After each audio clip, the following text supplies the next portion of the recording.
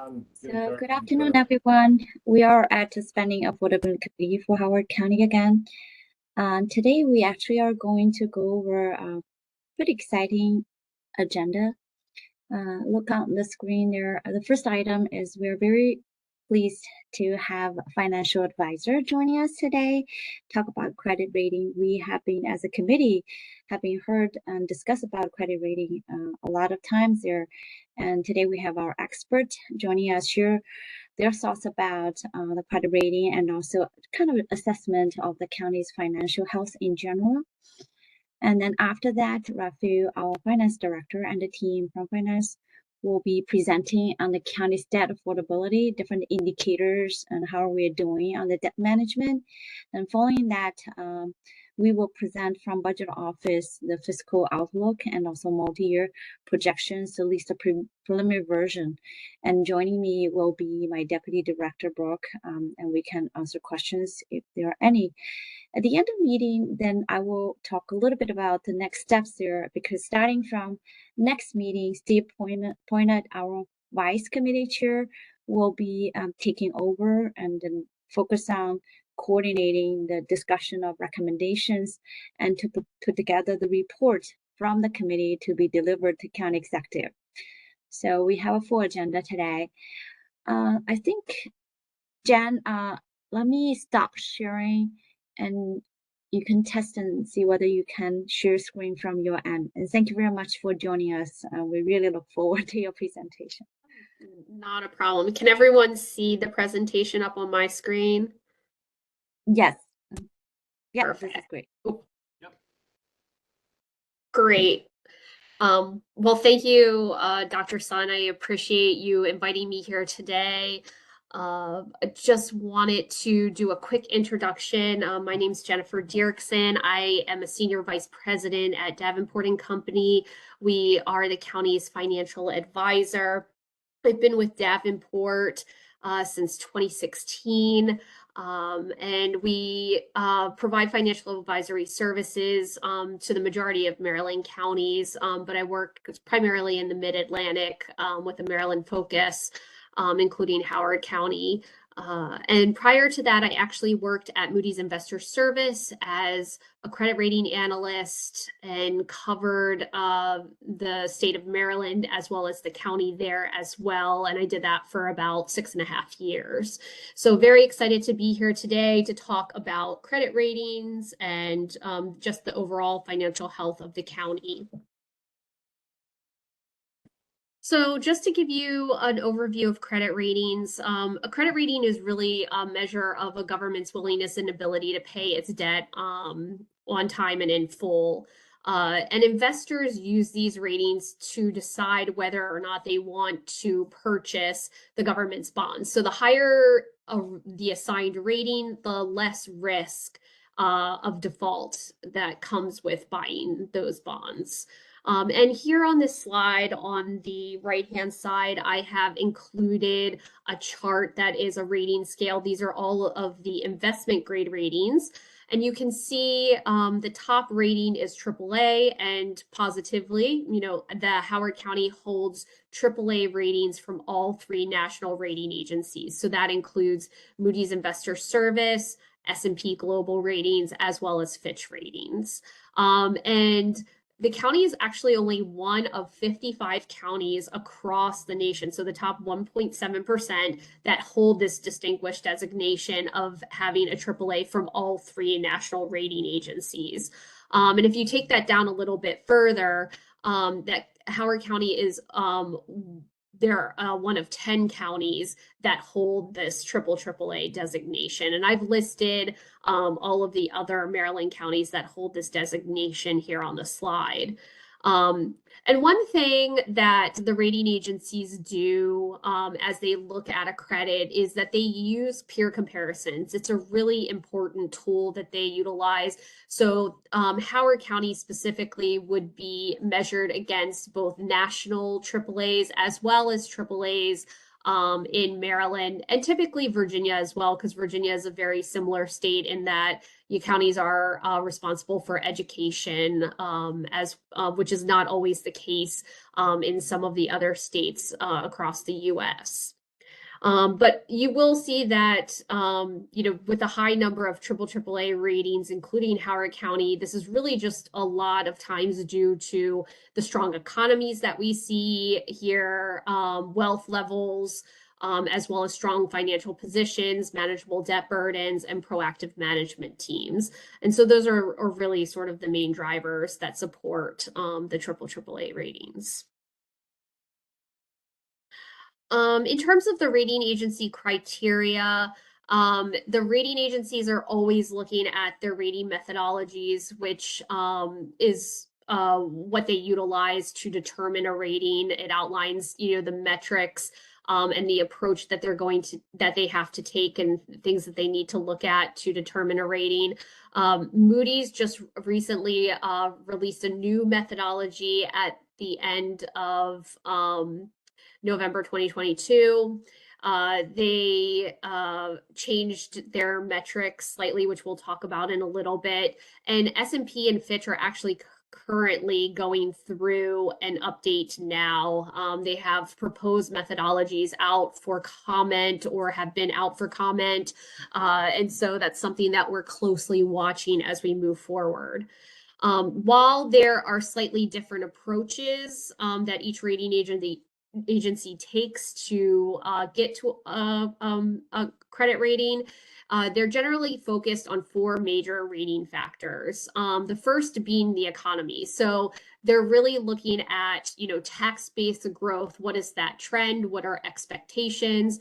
Also, is the tax base diversified? What kind of industries are located in a particular place, and they want to make sure that there's no concentration, because that obviously brings risk if you have one major employer or taxpayer. So that's something that they're taking a look at, which the county does not have. And then they're looking at the demographic profile, including wealth levels, and just comparing those, across the state and nation. The second factor is finances. This is looking at reserves and liquidity, both a historical trend as well as future projections. They want to see that local governments, including the county, have adopted reserve policies, and that the local government is following the reserve policies that they are adopted. In addition, they're looking at reserves, as I mentioned, to other AAA rated counties in Maryland and across the nation. And I would say the reserves are actually the single most important rating metric that a credit analyst looks at. When I worked at Moody's, that was the first thing that I looked at when I opened, an audit. And that's the first point of discussion typically in a rating committee. So that is a primary focus of the rating analysts. The third factor that they look at is management. This is really just looking at the strength of the management team. Are there formalized financial policies, conservative budgeting assumptions, long-term financial and capital plans, and also structurally balanced budgets. Those are the type of things that they're looking at when they're thinking about management. And then finally, debt and other long-term liabilities. And this they've expanded on. It used to be focused on just debt and pensions. Recently, Moody's added in OPEB as a formal factor, and in S&P and Fitch's upcoming or proposed methodologies, they are also looking to add OPEB as well. But really just trying to get a sense here of the overall leverage between debt and long-term liabilities and seeing if it's manageable or if it is going to cause any future financial pressure. And so while, the county is rated AAA by all three agencies, is important to, remain strong and comparable to peers and all of these factors to ensure that the AAA is maintained going forward. So here's just a little overview of the rating reports from 2023. Overall, the rating reports were extremely positive. And so we've just pulled some snippets from each of the rating reports. Fitch in particular expected strong revenue growth due to strong economic activity and continued investment in the county. They noted the county has high fundamental financial flexibility. You have the ability to raise property taxes. There's no cap on the property taxes. And aside from education, the county also has the ability to make spending cuts as well. The county's liability, they noted, is very low, and they look at the projected debt needs as manageable. Moody's really noted the strong resident income, which we'll talk about in a little bit, and then also continued benefits from the growing economy with the institutional presence. Obviously, you benefit from the proximity of Fort Meade. You also have APL here as well. So there's a lot of institutions that are sort of provide grounding here. Healthy reserves, which are generated through strong management. You continuously budget conservatively with it, which is positive, and you've been able to grow your fund balance, which we'll talk about.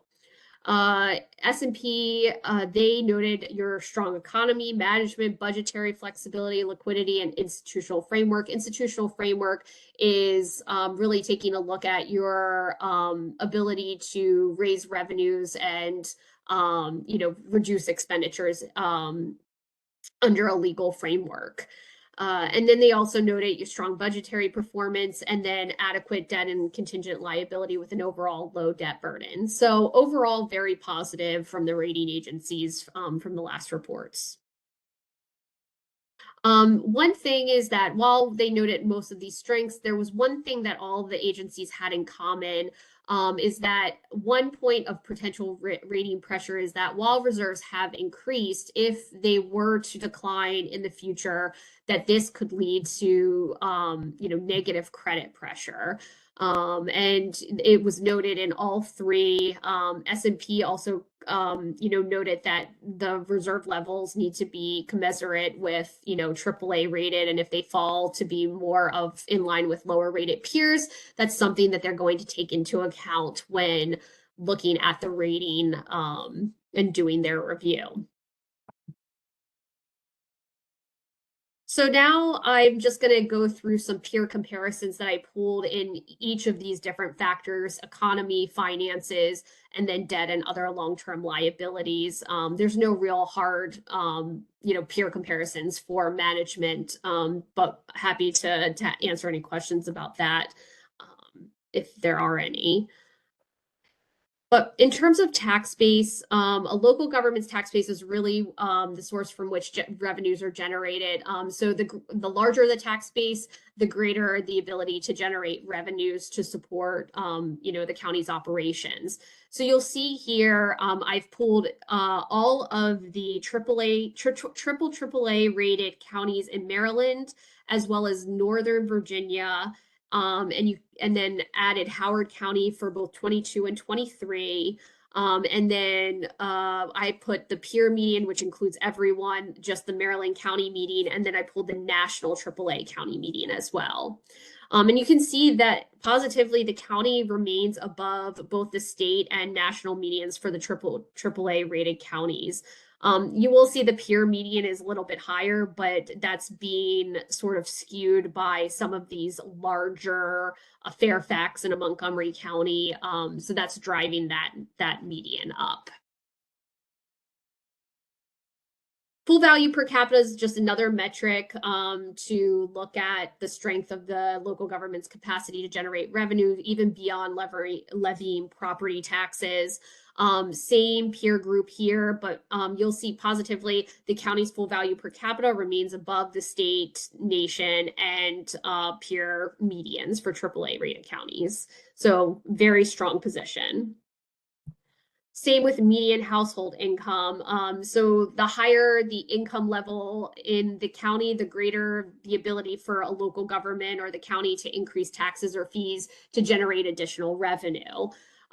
So you'll see here again, as you know, the county has one of the highest median household incomes in the US, and that really shows here. You are well above the peer, the Maryland AAA and the national AAA county medians. So overall, extremely strong in the economy factor of the rating assessment. So if we look at finances, as I talked about, fund balance and reserves is one of the most critical rating factors. And so Fitch and S&P in particular have a similar way of approaching calculating, available reserves. They both look at the general fund balance. They look at committed, assigned, and unassigned fund balance, and they look at it as a percentage of general fund expenditures.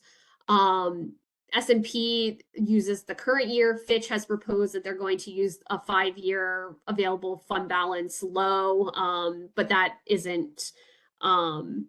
hasn't been fully approved since they haven't issued their formal methodology, but that's what they've proposed so far. But you can see here that the county's fund balance has increased 278% since 2019, and you're at a very strong 37.7% of general fund expenditures for available fund balance at the end of fiscal 23. So a very positive trend. And you can see when you look at available fund balance across the peer medians, the county maintains available fund balance above 11 of the 13 AAA rated peer counties. I think the only counties that are above are Calvert County and Charles County, but they are actually smaller counties than Howard. And so their higher fund balance helps to offset their size and, helps them maintain the AAA. That being said, looking at the rating considerations, you can see here that with the levels that the county currently holds in reserves, you come out at very strong and AAA under the reserve metrics, the finance metrics for both S&P and Fitch. Now, I mentioned at the beginning of the presentation that Moody's updated their methodology recently.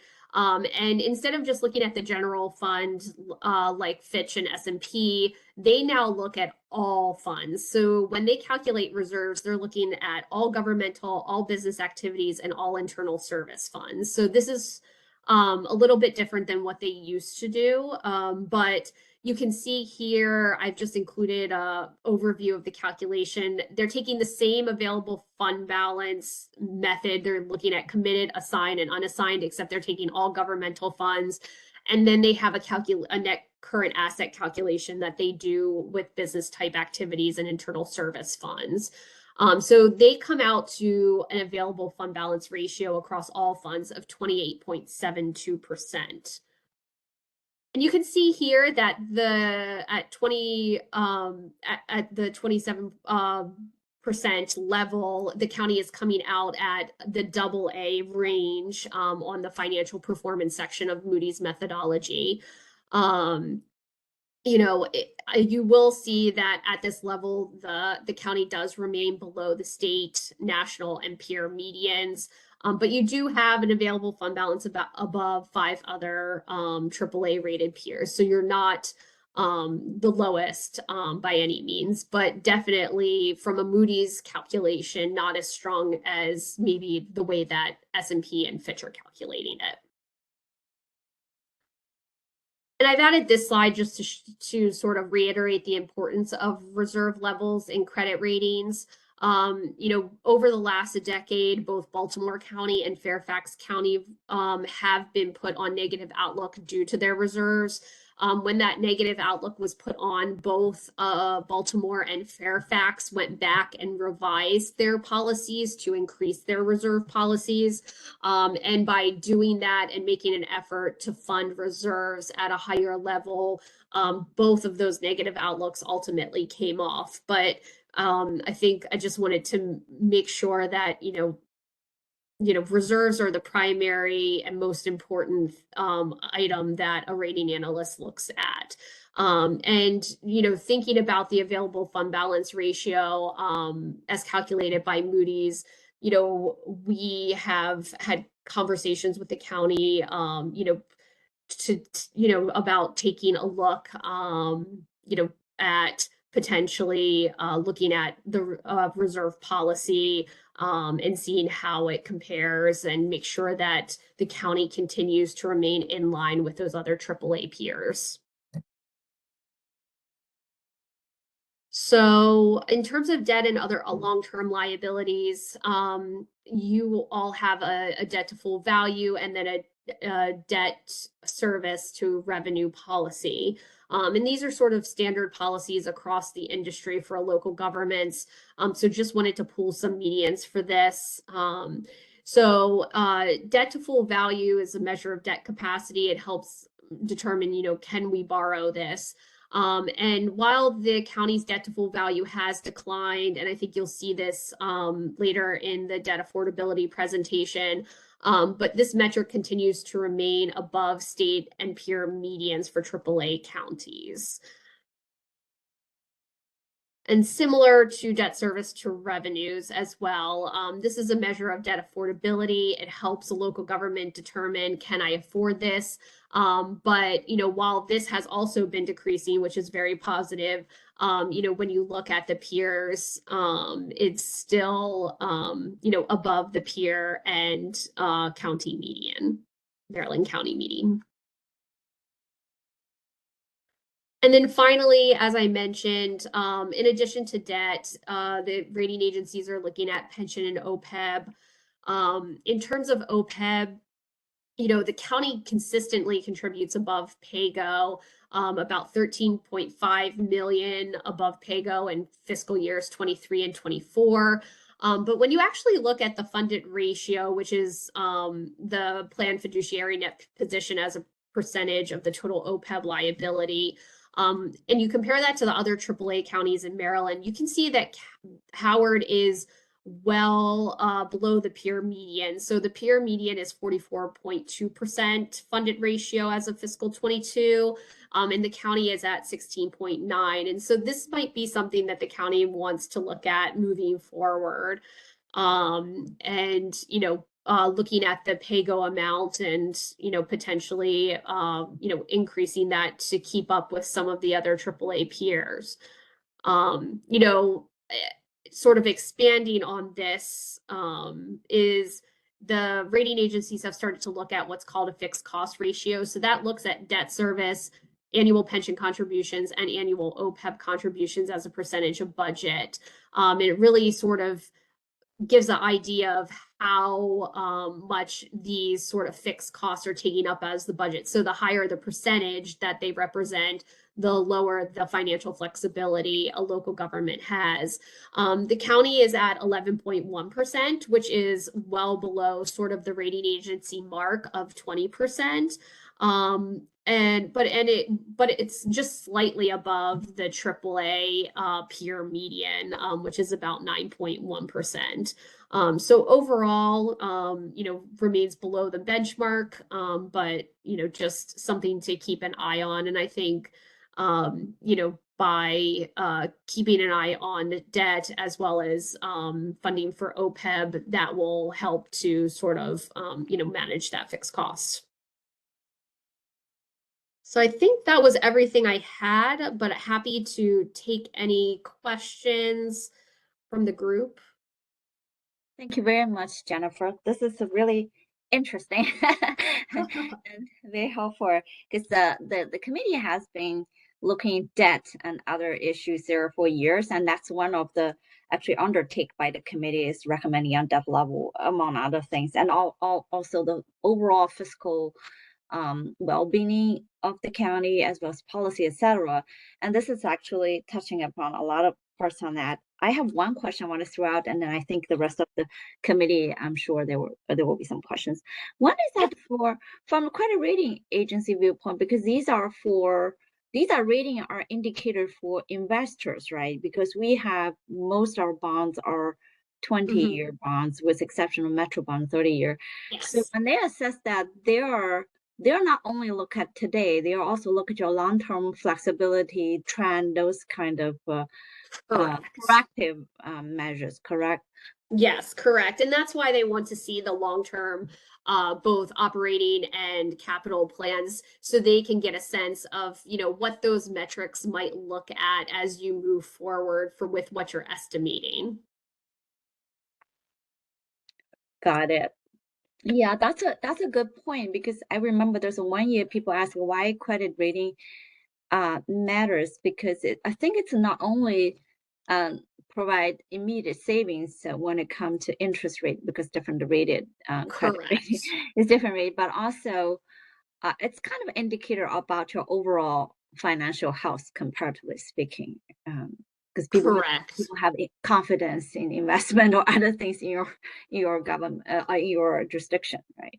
Yeah, no, because as I said, to get that triple A, you have to be comparable to other triple A's in all of those four factors: the economy, finances, management, and debt and other long-term liabilities. So they're looking at a holistic view, not only the historical trend of where you've been, but also where you are projected to go, because a rating and an outlook is sort of a forward looking it's forward looking over the next like 18 months to 2 years is what they anticipate, and that can change obviously with each year, but when they assign a rating, they're taking a forward looking approach.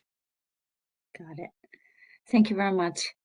Let's open up for questions. Anybody from the committee, if you have a question, please unmute yourself and just jump in. We're a little bit informal here. This is Richard Clinch. What would you say are the major risk factors for maintaining the county's AAA rating? I would say that the fund balance and making sure that that stays strong and in line with other AAA peers, that would be first and foremost. And then I think, as I mentioned, OPEB following thereafter.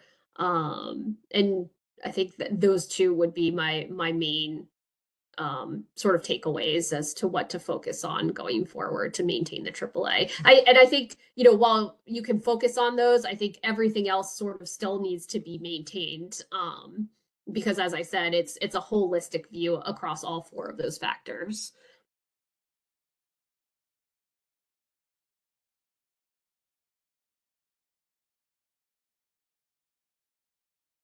Did that answer your question, Richard? Sorry. No, that did. I just wanted to make sure. There were a couple of things I wrote down, so that was perfect. Thank you so much. Okay. Yep, not a problem. And just for the audience, that OPEB is post retirement, post employment. Other post-employment benefit. Benefits. Yep. Thank you, Ravi. Yeah, and that speaks to some of the long-term forward-looking assessment we talked about earlier, because these are long-term liabilities. That's why today we can pay off what's needed right away, but eventually the liability are there and those keep growing. So again, we have been trying to help address those long-term liability, but it's clearly there's still more to do. Thank you.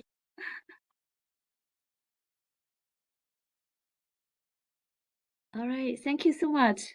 Thank you. And this is greatly helpful, and thank you for helping us. By the way, Jen and Joe from Devon Point recently just helped us in our presentations to credit rating agencies. So it's very hot and fresh. So hopefully we'll get some good news regarding maintaining AAA pretty soon.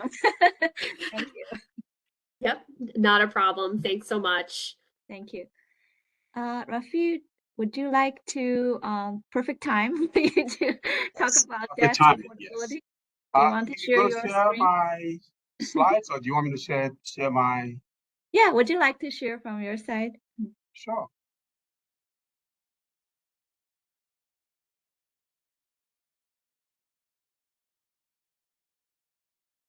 Okay. All right. Can everybody see my slides now? Yes. Make it a little bigger. Okay, perfect. Thank you. All right. Okay. Well, good afternoon, everyone. I'm Rafiu Hila, Director of Finance for the county. I do have my team here with me, Angela Price, and Deputy Director of Finance, and John Vu, our Debt and Cash Bureau Chief. Well, today, as normally we cover everything on including credit rating, but that has been covered by that report, Jennifer Jackson. So we're very happy and fortunate to have her. So I will skip most of the slides as it relates to credit rating. We will be covering our current debt management policy, projections, and of course the bond authorization process. So first, we always like to share why the AAA rating is very important to us. As you know, we've had this now for the past 26 consecutive years. And as we've heard from Jen, this is a big deal to be a AAA because we can borrow money at the lowest rate. And then, of course, the second bullet here is the county executive transition team issued a report making these a top priority, and which is in line with what we in finance strongly believe in. This should be a priority for every county to borrow money, especially when you are spending public funds. You should try and borrow at the lowest cost so you can spend more money for other needed capital projects. So, of course, we've covered rainy day fund, which is another major aspect. So, and we've beefed that up now by adding the policy reserve, as Jen showed us earlier. And just to highlight, for a $150 million bond sale, the county estimates that the interest savings due to AAA rating is over $1 million over the 20-year life of the bonds. And of course, after you issue these bonds for a certain period, the county equally has the ability to, if the rates go down, to try and get some refunding so we can save more money with our current bonds. So I'm going to skip all the credit rating slides. I don't think they're needed. We've talked about fund balance, rainy day, and slide 7 is our current debt affordability measure. This is critical, as you can see from 2009 through this last year, it's been trending downwards, and that has been critical. This is our standing geo debt compared to our assessable base. So as a percentage of our assessable base, our policy requires to have not to exceed 4.8%. And we are very happy, and I think that reflected in Jen's slides as well. We are way under 3%, so we still have the ability, but the goal is to be under 2% if it's possible. And the next slide will show that. So our projection for this current year through 2030, you can see the rate is going to drop from 1.97% to approximately 1.43%. So we're very happy, and of course the assumption here is that we are issuing $90 million in debt beginning this current year at a 4.5% interest rate, plus the $75 million WIFIA loan, which we hope to start drawing in FY 2026. Right. Of course, our second measure is a debt measured against the population on a per capita basis. Our population has been increasing, and we are approximately, last year was 335,411 folks in Howard County. Our standing debt was $1.2 billion. So that gives us a debt per capita of $3,766. So, and our goal is to try and, as we bring that debt ratio down, this will equally drop slightly. So when you compare these as in terms of per capita income, as a ratio of debt as a ratio of per capita income, you see we are way below our policy measure, or what the rating agencies initially used at 10%. But this measure is no longer being considered by the credit rating agencies, but we still use it. it gives us kind of a framework of what we should be looking at. And we've always been below 5%. So the goal is to make sure that we watch this regularly, because these are comparing the debt per capita to our population. So we need to make sure that that is as low as possible. So current debt affordability measure, and I think this was a slide that Jen showed. We are very, I know, last year, a few years ago, we talked about the reason that we exceeded our policy threshold of 10%. That was because we issued a $75 million bond for the courthouse, the P3 courthouse. And we did plan that this would definitely go down and be below 10%. So we are very happy that this is now below the 10% threshold. But if you compare this to what Jay presented at 11.1%, the reason there's a minor discrepancy there is that we do add into our computation the two funds that help pay for the debt service, which is the fire fund and the environmental service fund. So those two bring this the ratio to the 9.75, which is not factored into the presentation that you got from Jen of Davenport. So we are trending downwards as of June 30th last year. So of course, we always try to make our projections for future years. So if you look from this current year through 2033, that rate is going to drop. It's going to go up for this year to 9.99, but under 10. And in 2033, that rate is going to drop to 8.58%. So we, of course, the assumption we're using is 4.5%, and I think that is key. We hope not to issue debt, geo bonds at 5.4%. We always hope to be under that, but for computation, in case that rate push that close, that our estimates are still very valid, because we are very conservative in our approach in our projections. So, Rafael, if you don't mind, I want to make a quick comment on this slide. Sure. This is a slide, obviously, we have been focusing on for years, and over the past several years, this is the first time actually I saw a very, I'm very pleased to see that the percentage actually, none of this is above 10%.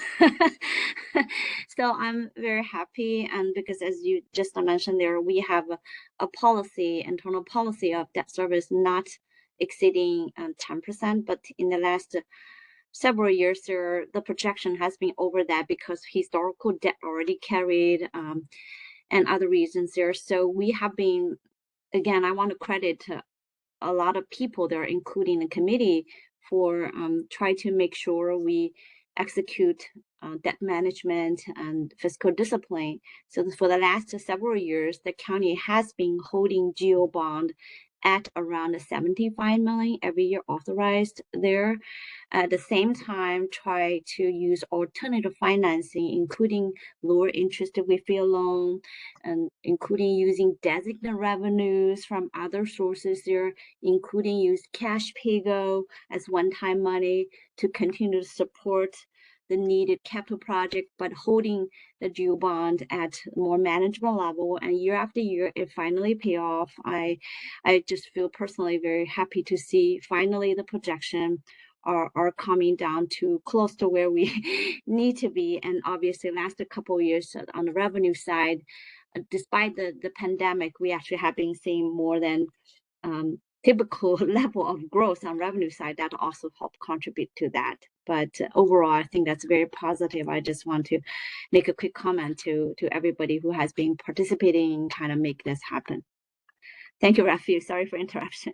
No, thank you. I think that is very valid because we've been making this that commitment here, and now at least the committee can see what we're doing here in the committee and what we are doing in finance, trying to keep watch on these, and with working with budget, that we are seeing the fruit of all the hard work.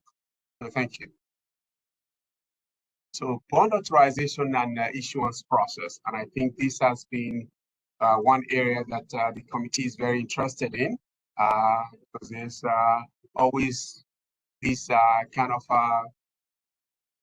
difficult to explain most times, but when bonds are authorized, doesn't mean that they are issued immediately. So, but of course, bonds are authorized in conjunction with our capital budget process, which normally happens in May, and then of course is now available starting July 1. That is when the project starts. But of course, capital projects takes more than a year, more than 12 months to complete. And at times it takes even longer. But of course, when we bonds are authorized, they are in effect for 4 years. And if those bonds are not been issued, we reauthorize them through the capital budget process as well. Of course, we do the obligate bonds if they are no longer needed, and all of that stuff happens. But we do a lot just to work with everybody, with all our project managers, to make sure that we do our due diligence before those reauthorization and the obligations occur.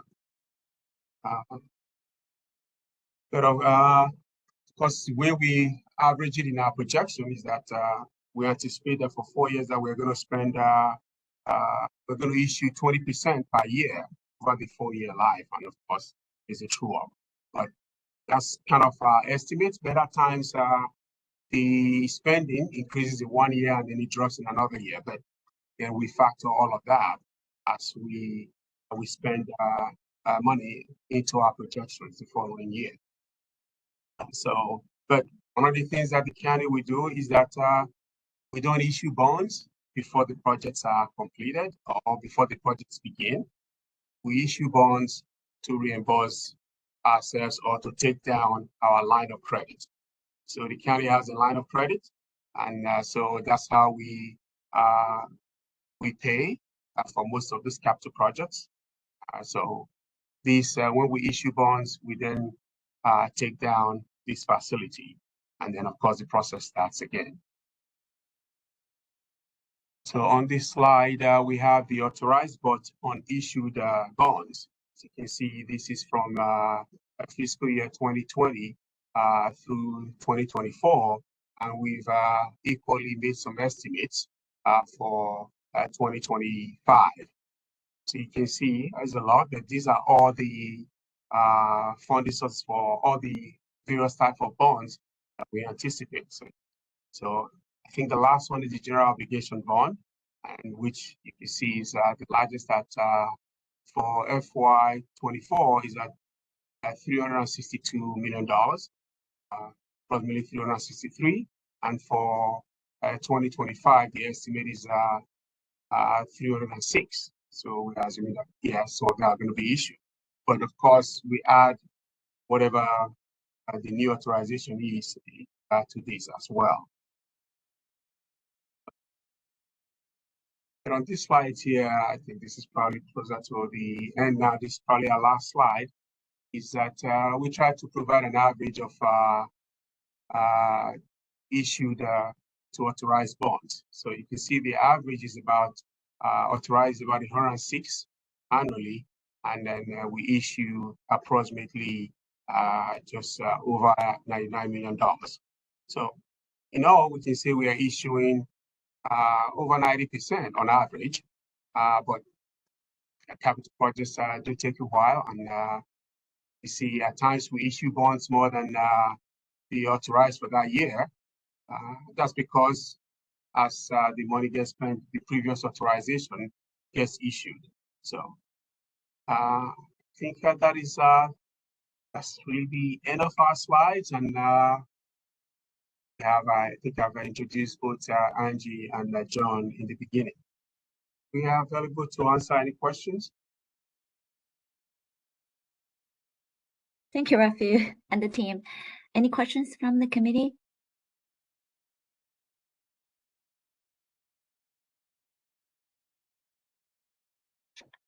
Okay, if nothing, you know where to find Rafi. he's one of the advisors of this committee. And thank you very much, Rafi, for putting together with your team.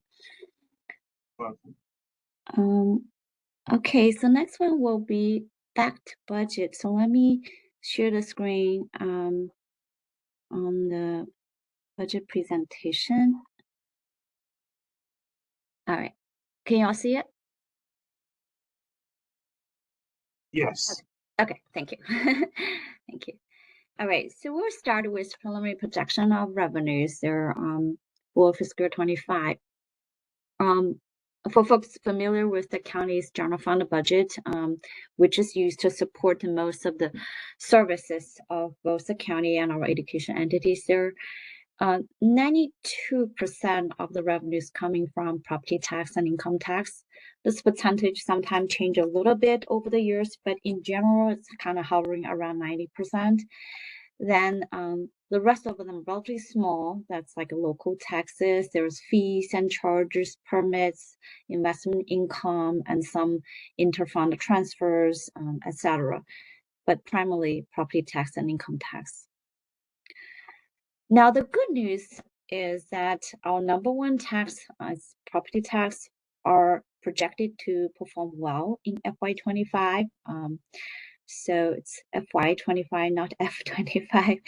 But the reassessment growth we just got from the state is very strong. And as you all know, 1/3 of each county's real property get reassessed. And the value is compared to 3 years ago.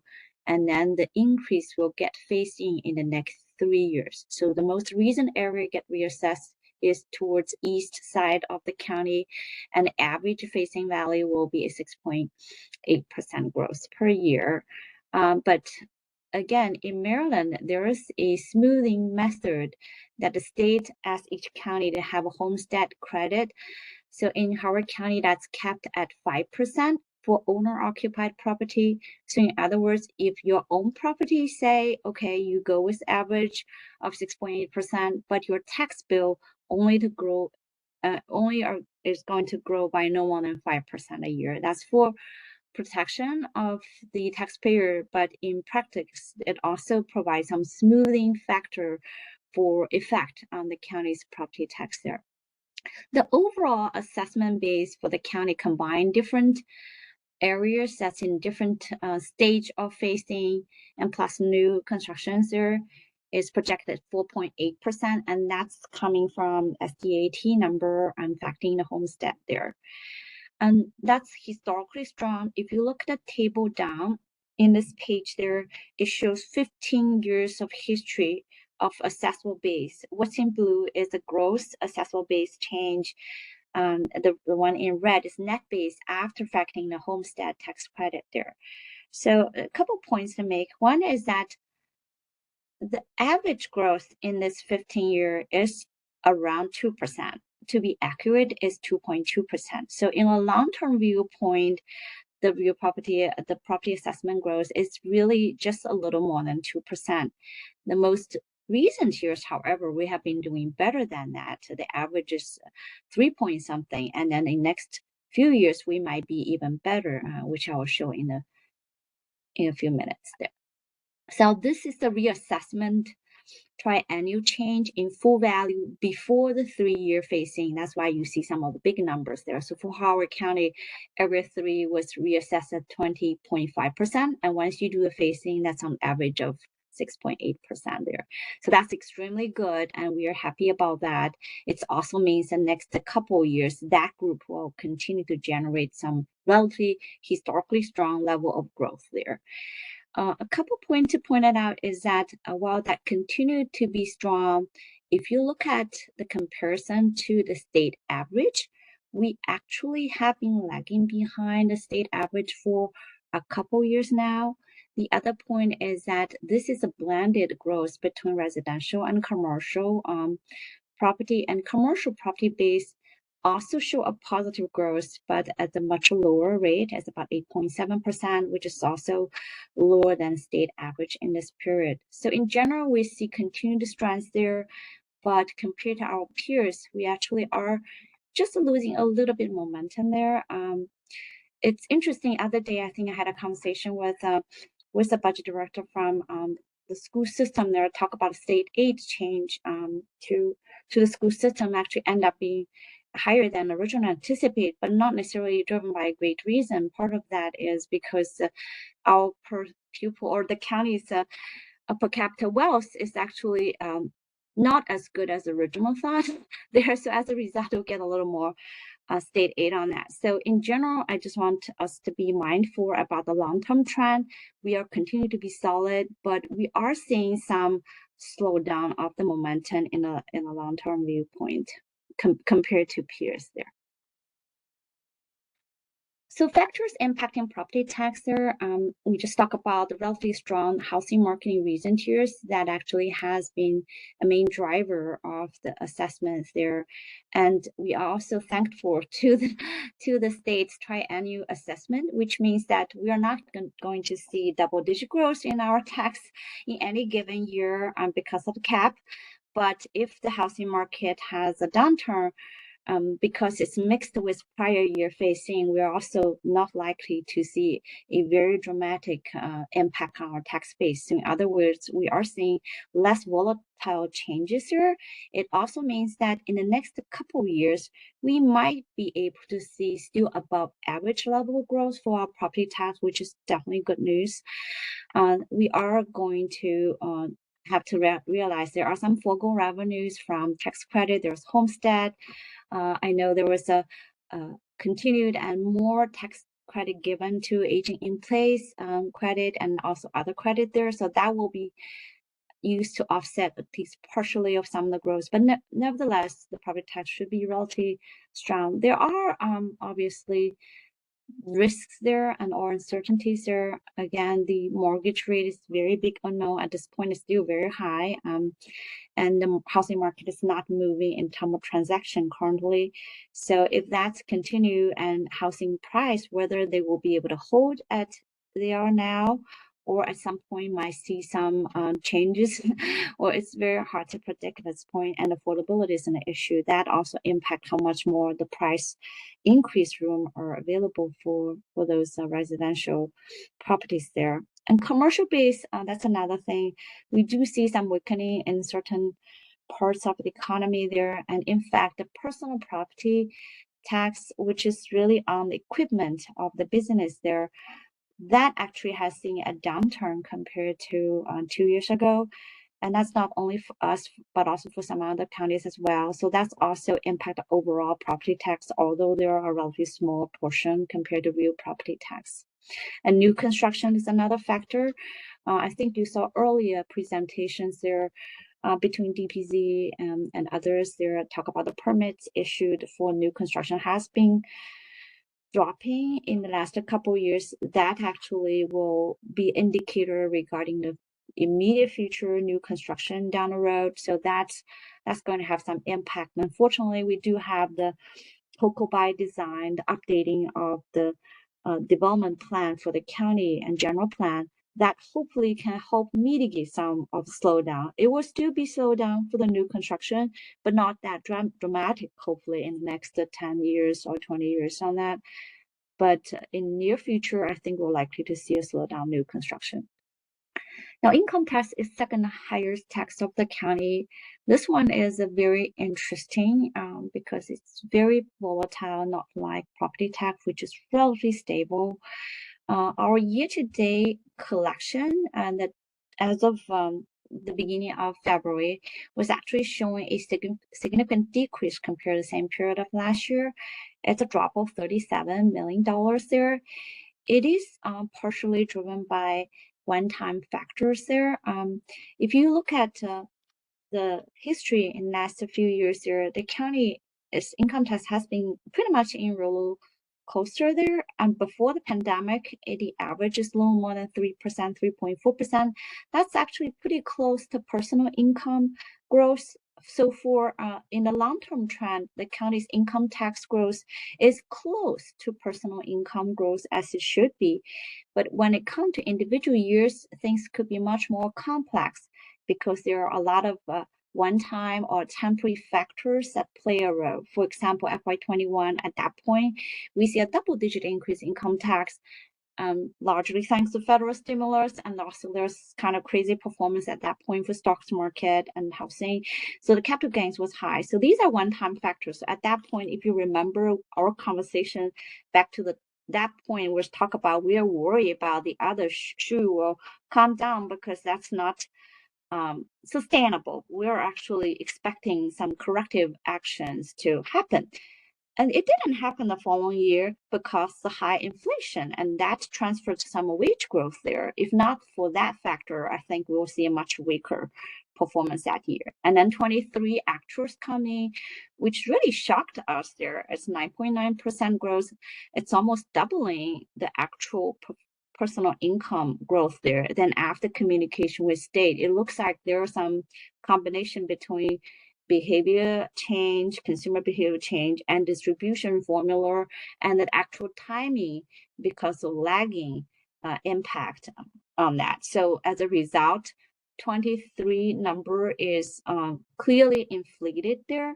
The reconciliation distribution is much lower than usual because it's kind of more recognized upfront for those income tax there. So as a result, we see a significant drop or corrective action currently happening there. I don't think for the rest of 24, we'll continue to see it as significant downturn for the rest of the year. We do see some softening there, but fortunately, 24 budget, we kind of already factored in the assumption there because we don't think the 23 number was sustainable anyway, or that number, it doesn't look like reflect the true base. So we already budget adequately. So as a result, I think at this point, we're looking at 24 actual very close to original budget number, not likely to see a huge shortfall in the mid-year. So that's a good news. But on the other hand, it does kind of meet our previous expectation that some corrective action will happen. It does occur now. So after that, I think things, hopefully, I guess I shouldn't say I think, I hope things will go back to normal once the corrective action goes through this year. And FY25 and 26, we are hoping that can go back to the normal, which is close to probably 4% of each growth there. You hear Dr. Clinch made a presentation about a week ago about the county's personal income. So the left side, the bar represent Howard County and Maryland actual performance of personal income. The blue bar is Howard County, and to the right is estimated personal income growth in the next few years. There, following a very high spike in 21, clearly driven by one-time temporary factors, it dropped to very moderate growth of 2.7% in calendar year 2022. It appears that it's in the process of recovery, and based on Dr. Clinch and the team's projection, we will likely still see around 4.3% growth on average in the next several years on that. So that compared to historical level, it's a little bit higher than historical level, because historically, I think it's like a 3.5 to 4 point something ish on that, but remains pretty strong there. But when it comes to individual years, as we said, sometimes you see pretty weird swing between different years there. I think EDA earlier also, Jennifer Jones, CEO, also presented this chart. It was showing that the county's residential employment continued to grow or recover. It, however, as we all know, still hasn't reached the pre-pandemic level, but nevertheless have been maintaining a solid growth each year. So income tax and property tax, as we just mentioned, that make up more than 90% of the total general fund revenues. So how about other revenues here? Other key revenues, including some development-related tax and fees, such as recordation taxes, building permits, reviews, etc. those taxes or fees in general have been experiencing double-digit decreases using recordation tax as an example, and also transfer tax, which is used for CIP. Those experienced, I think, more than 30% drop in fiscal 23, and current fiscal year to date continued the trend of like roughly 25% growth year to date. Again, we already budget for that, so it's not going to be too much different from what's budgeted there. It just continued that downward trend, unfortunately. But as market conditions change, we're hoping that with the Fed make some policy changes there, we're hoping the mortgage rate will come down a little bit more down the road, and as a result, hopefully some of the activities, transactions become more active from the historical low level. And as a result, some of the fees and permits and taxes can be better. So we're building some recovery in FY25 preliminary projection from the bottom. State aid is very limited in the county's overall general fund for Howard County, not for some other counties there. We generally see very flat to very moderate growth in state aid to the county. The only exception is highway user revenues. The state legislators a couple years ago made a determination that the county should be restoring some of the highway user revenue, which was cut by the state many years ago. So after some debate at the state, the governor's proposal tentatively kept that, but there are some indication we heard is that it's a one-time deal, meaning that after FY25, numbers may go back 2 years ago to 23 level. So that's going to drop by about $2 million from that level. So, but there's still a lot of uncertainties about what's going to happen in that place in the next few years on that. But still, nevertheless, we see some increase this year, which is really good to know. State aid to education entities there. These are the direct distribution to our school system, community college, and library, not including the county's own general fund budget.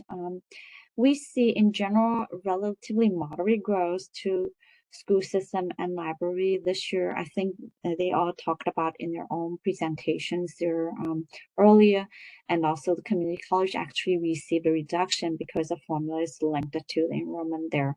So that caused some difficulty to their side. So that's just the general ideas about the most critical revenues here. So when we combine all these together, what we are looking at this point is about 4.5% growth from 24 budget. What does that mean? Is that number one, it is coming down from last 2 years. Last 2 years, actually, we have been seeing more than 6% growth for all those reasons we talked about early. That's non-sustainable, and we share with this committee before on that. So this is coming down from that.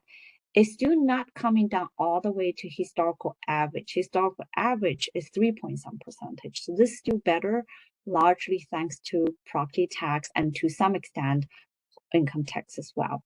So in this projection, we're assuming property tax close to 5% from the budget level, the income tax about 4.2%, very much in line with the projected long-term personal income level, and some other local taxes to see some recovery from after multiple months of decrease because of housing market. And the state share tax reflect the change for the highway user revenue. Other ones just see some moderate changes there. And then transfer tax, etc. These are just the technical changes there. Any one-time elements was removed from prior year. So with that, we're looking at close to $62 million or 4.5% growth on that. So with that, the next slide was showing a multi-year projection.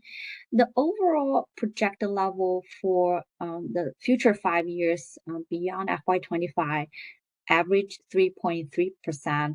If you recall last year's projection, that's also look at close to 3.3%. So the overall trend average, there are not too much difference. However, the allocation between the years are different now. So what's happened is, as we just mentioned, the property tax, because the assessable base has been strong for a while, then these are going to kind of continue to go through the pipeline, at least impact some part of the property that continue the stress there, which will be mitigated with other new property get reassessment in next couple years. So in general, we're seeing property tax maintain relatively strong growth for a couple years before it goes back to historical average. As we talked earlier, the historical average is about 2%. But in next few years, we are confident we will have 3.5 to 4.5% for a couple years.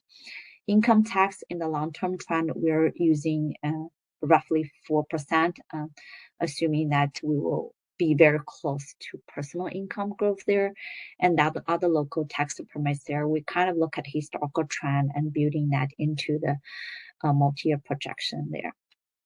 So in general, we are looking at relatively good performance in next few years, and then go back to historical average of a little more than 3% or around 3%. So I have to point it out that we really haven't factoring any potential shocks from economy, natural disaster, geopolitical risk, or any other unknowns such as stocks market meltdown, housing market plunge, because these things are unpredictable. Yes, there will be economic cycles, so some years might be better, some years may be worse than what we're seeing here. But for now, we're just try to use the trend as a guideline to look at overall performance in foreseeable future. And one thing to keep in mind is when we look at the multi-year projection, it's really more important to look at the overall direction or the trend rather than the technical details on individual years on that, because there are so many other factors that play a role that we're not aware of today that's going to change it. There are some long-term concerns that the committee is relatively familiar with that will continue to play a role. You hear the previous presenters from our economists, from others share their reading of the economy that include the demographic trends, the economic development trends, and the housing trend, etc. So folks talked about the new development has been slowing down and looks like will continue. And we also look at the housing affordability level that could mitigate future price increase or assessment increase potential for the housing portfolio there, and the aging population and net income loss from folks moving into the county and moving out of county. All those have an implication on the future revenue growth capacity and also the service needs there. And in general, these are pointed at solid but likely slow down pattern when we look at beyond 1 year or two. So how does that what does that mean for FY25 budget? So we just talked about a revenue side. We are looking at very solid above average growth of revenue there. As usual, that compared to the expenditure request collectively is not enough. At this point, we're looking at about 6.65 million gap based on information we received so far. You already heard the superintendent, acting superintendent's presentation together with the team from the school side. The request is about 40.7 million recurring funding from local government. And by the way, that has been updated from prior requests because the maintenance effort number dropped even lower now due to enrollment decrease for the students there. Community college and library combined are requesting 4.7 million increase from the county, and obviously every year we have to pay debt service there, and we have a plan to continue to increase the OPEB contribution. Those combined together are estimated about $9 million increase a year, and all other agencies, including our funding to different nonprofits, etc., that's in aggregate about 73 million. So in general, we are still looking at pretty significant gap there, which we have been working very diligently with all the stakeholders, internal and external, try to bring things together, because at the end of the day, we have to deliver a responsible and a balanced budget, not exceeding the revenues available. there are multiple critical needs for FY25 that we have to address and balance at the same time, which cause the challenge there. Obviously, we always have to do our best to support education needs there from the three education entities there. We understand the critical needs there. So that's a part we want to always do our best there. There are also a lot of other service needs there for across the community for different age groups. There are different communities there and a variety of needs there, and at the same time have to fulfill the non-discretionary obligation both for short-term and to address long-term liabilities there. There's also the county is conducting or having a consultant conducting what's called compensation and classification study. That has not been done for 25 years, so kind of overdue already. And they're still in working progress, but looks like there's already identified a lot of places that really need some adjustment. They are not the narratives, the duties, the scale and the setup doesn't really either reflect the market trend or other peer counties or cities layout there. So that's also would need to be supported to the extent possible. And from what I hear, there will be a lots of needs there, and some actually adjustment might needs pretty sizable investment there. And lastly, but not leastly, is that the COVID funding we have been receiving from the federal government and state government has been largely exhausted, and some of the needs do not completely go away. So we have to transition and try to maintain, continue some support. Sometimes we have to stop, sometimes we have to scale back. But in this post-COVID grants era, we have to maintain our support, our community to the business, to the nonprofits, which we are fortunate to have to provide those needed service and some of the programs there. So all these are challenges there. We have to make it work and work with everybody collaboratively to develop some solution collaboratively. The multi-year projection, again, folks are probably very familiar with the graph now. We make changes each year based on update information, but the trend is very similar. We received the request from all those entities from both internal agency and other government entities there. The expenditure needs always exceed our revenue growth there, and the cumulative deficit to close if we don't take actions every year, then it's going to increase to 1 billion by FY 2030, and the annual gap is somewhere between 65 to 292 million per year. Now I have to say that this gap actually a little bit less than last year. Last year at this point, the cumulative deficit in next 6 years was actually 1.4 billion, I believe. So I think we do see a little bit slowdown in the expenditure requests and a little bit better on the revenue side, which help lower the annual gap to some extent, although what's remaining is still pretty daunting. So we'll need continued work, collaboration among all the stakeholders there. On the capital side, I would say it's no less challenging. It's actually have a lot of needs there as well. We actually probably talked about a little bit at the beginning of SSC meetings back in January. We do now have the planning board version of GEO and other requests from different entities there. At this point, just using GEO bond related project as an example, we received a request of between 165 to 180 million a year, and you already know how much we got approved every year. It's hovering around 75 million in order to bring down our long-term debt indicator to the manageable level on that. So there's clearly a huge gap around 100 million a year. So for anybody in my position, try to work with anyone to try to cut back 100 million every year or find funding solution for that. It's truly a daunting task on that there.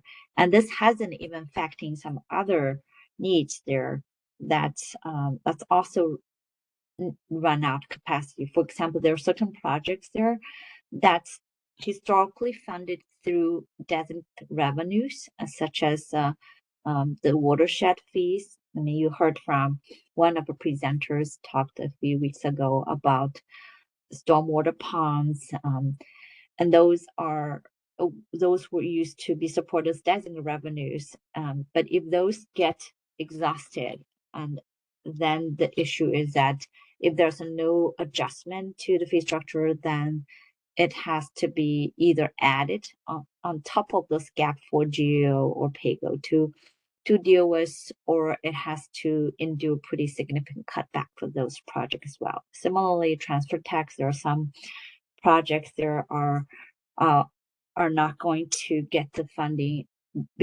as original planned because the market performance we have talked earlier that we have seen double-digit decrease 2 years in a row now.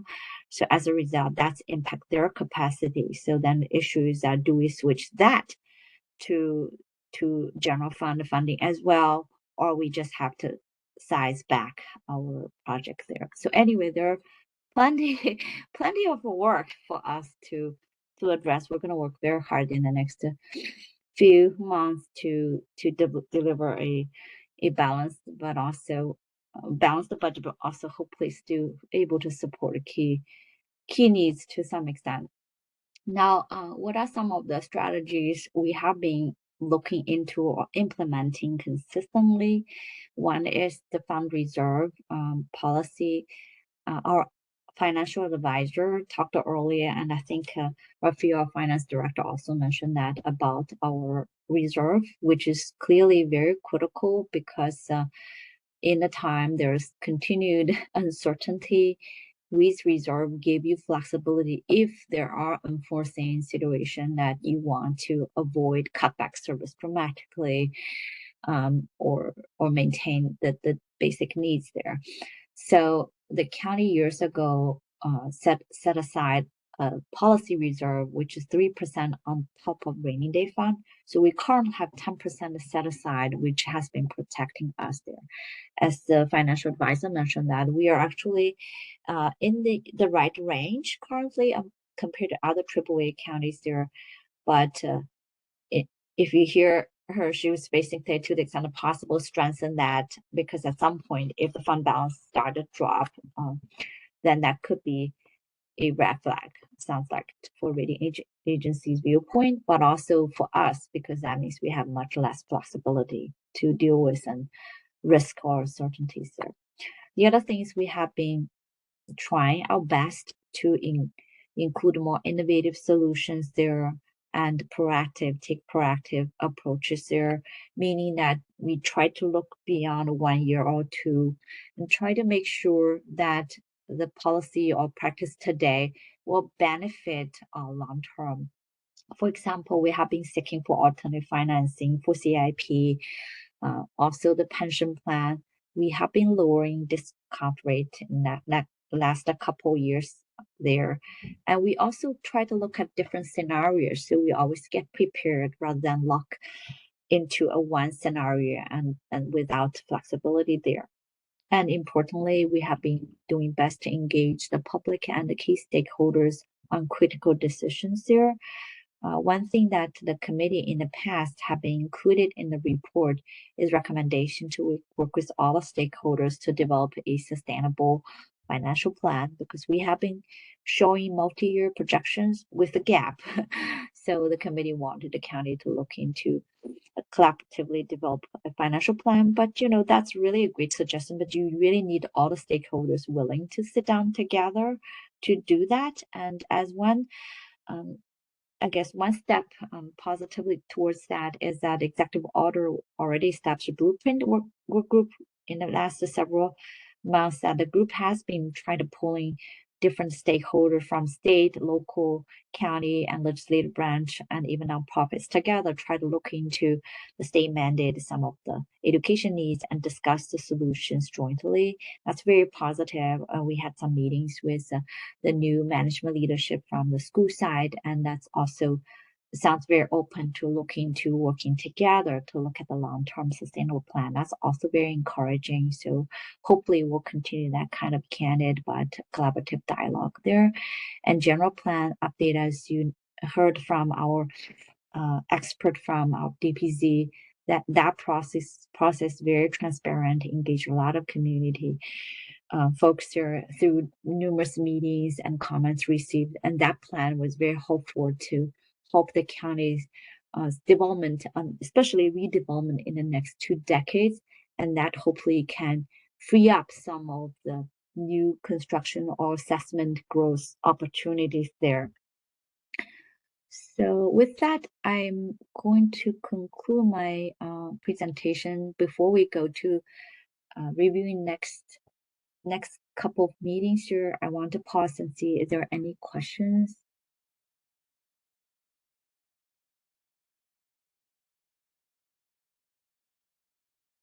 Okay, so if anyone have questions, please feel free to unmute yourself and we can discuss.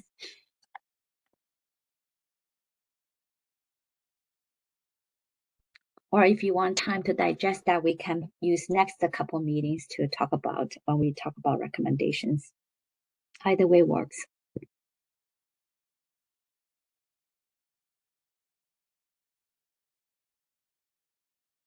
Okay, sounds like people need some time to digest, which is fine. So let me show it back. So maybe we can talk about next few meetings there.